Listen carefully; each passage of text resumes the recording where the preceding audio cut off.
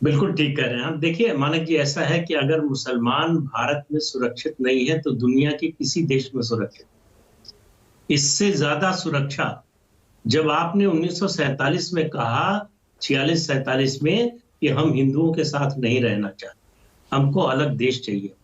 अलग देश मिल गया, लेकिन इस देश के हिंदुओं ने ये नहीं कहा, यहाँ जो मुसलमान रुक गए हैं, उनको भी वापस भेजिए। उनको हर तरह की सहूलियत, बराबरी का हक, उसमें कहीं से किसी के साथ कोई भेदभाव नहीं हुआ। इस देश में इसी दौरान सर तन से जुदा का नारा अगर समाज से कुछ लोग दे रहे हैं और उसको लागू कर रहे हैं, तो जाहिर है कि वो डरे हुए तो नहीं है, वो असुरक्षित लोग तो नहीं है। तो इसलिए इस तरह की बात कुछ मुस्लिम समाज के कुछ नेता विक्टिम कार्ड खेलने के लिए करते हैं, अपने समाज की सहानुभूति जुटाने के लिए करते हैं। आपने 4 नेताओं के बयान सुनाए, उनमें अब्दुल बारी सिद्दीकी और उसके अलावा 3 और लोग। तीनों ने अब्दुल बारी सिद्दीकी के बयान से असहमति जाहिर की। इसका मतलब वो अपने समाज में भी अल्पमत में है। मुस्लिम समाज के लोग भी उनकी इस राय से सहमत नहीं है। तो इससे पता चलता है। दूसरी बात जो आपने सवाल किया मुझसे कि क्यों सारे विपक्षी नेता जो है इस विमर्श पर या इस फॉल्ट लाइन पर नहीं जाना चाहते, वो बिल्कुल सही बात है। पिछले 8 साल में जो बदला है राजनीतिक रूप से, मुस्लिम वोट का वीटो चलना बंद हो गया है कि आपके पास ये जो 47 से बना हुआ था कि मुस्लिम वोट जिसके साथ है उसके साथ सत्ता आने की संभावना ज्यादा हो जाती है, वो स्थिति बदल गई है।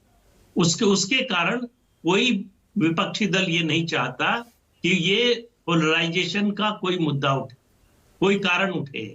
चुनाव के समय आप देखिए विपक्षी दलों के नेता, बीजेपी को तो छोड़ दीजिए, कोई विपक्षी दल का नेता किसी मुसलमान के बारे में, मुसलमानों के किसी मुद्दे के बारे में बिल्कुल चुप रहता है, एकदम शांति धारण किए रहता है।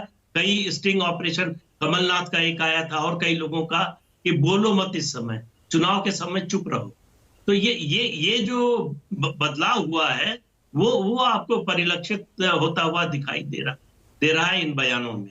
तो ये नैरेटिव जो बदला है उसको अगर आप एक्स्ट्रापोलेट करेंगे कि भारत में मुसलमान असुरक्षित है, तो इससे बड़ा अन्याय आप न इस देश के साथ करेंगे और न इस देश के संविधान के साथ करेंगे, न इस देश की न्यायपालिका के साथ करेंगे, न इस देश की संसद के साथ करेंगे। तो इसलिए इस बात को समझना चाहिए कि जब आप ऐसे सेंसिटिव मुद्दे पर बोल रहे हैं तो शब्दों की मर्यादा, भावना की मर्यादा, आपको ध्यान रखना चाहिए कि इसका अर्थ क्या हो। जो आप कह रहे हैं उससे क्या अर्थ निकल रहा है, अर्थ का अनर्थ करने की कोशिश नहीं होनी चाहिए। अब प्रदीप जी, याद है इसी तरह का बयान एक बार आमिर खान ने दिया था कई सालों पहले, जब वो अपनी पत्नी किरण राव के साथ एक इंटरव्यू दे रहे थे उस टाइम कि देश में माहौल खराब हो गया, लगता है कि कभी कभी वो मुझसे कहती हैं कि हम तो देश ही छोड़ दें। उसके बाद कितनी ट्रोलिंग हुई थी उनकी, सोशल मीडिया से उनको दूर रहना पड़ गया था। क्या तब से लेकर और अब तक, जब अब्दुल बारी सिद्दीकी के उस टाइम बहुत लोग समर्थन में आए थे आमिर खान के, मुझे याद है, तब सरकार को घेरने के लिए, बीजेपी आरएसएस को घेरने के लिए बहुत मुहिम चली थी उसी मुद्दे पर, तब खूब लोग खुलकर बोलते थे, अब बचते हैं। बिल्कुल, उसका उन्होंने देखा पॉलिटिकल इम्प्लीकेशन क्या हो रहा है, उसका राजनीतिक प्रतिफल क्या मिल रहा है, वो उसका नतीजा है। ऐसा नहीं कि वो सोच बंद हो गई, ऐसा नहीं है कि वो विचार खत्म हो गए।